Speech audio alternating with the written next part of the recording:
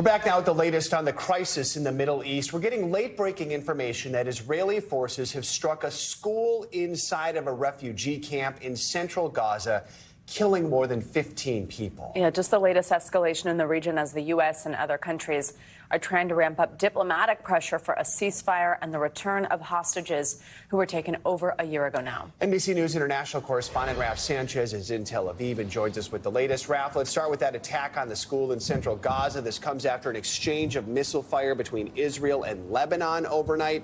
What can you tell us?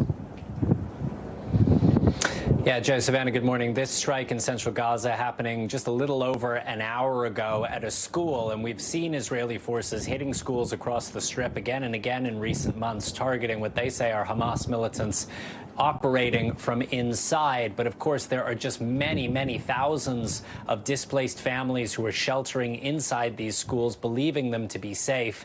Now, authorities on the ground in Gaza are saying at least 18 people were killed in today's strike. They're saying the majority of them are women and children. One of those doctors telling NBC News that this Israeli strike hit a prayer hall where families were sheltering, trying to find somewhere safe.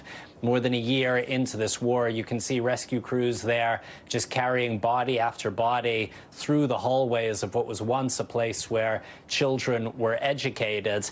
And of course, this all comes just one day after Secretary Blinken was in Israel. He was urging the Israeli government to do more to protect civilians. We've asked the Israeli military, what was it you were targeting in that strike? We haven't yet heard back. Guys. Raf, as we've been discussing here, Secretary of State Antony Blinken is in the region. It's actually his 11th trip since last October 7th. First, let's listen to some of what he said yesterday.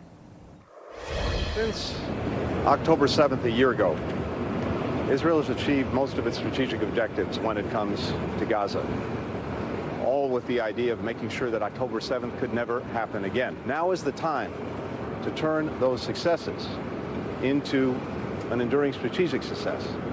And there are really two things left to do. Get the hostages home and bring the war to an end with an understanding of what will follow. We also heard from Israel's defense minister yesterday stressing they are still planning that retaliatory strike on Iran and that the IDF will continue military operations in northern Gaza, something we're, of course, seeing right now. Where does that leave any hope for a ceasefire? Not a lot of hope right now, Savannah. As you mentioned, Israel is ramping up to retaliate for that October 1st ballistic missile attack by Iran. What you're seeing on your screen there is just one of the many, many places where people are lining up for food in northern Gaza.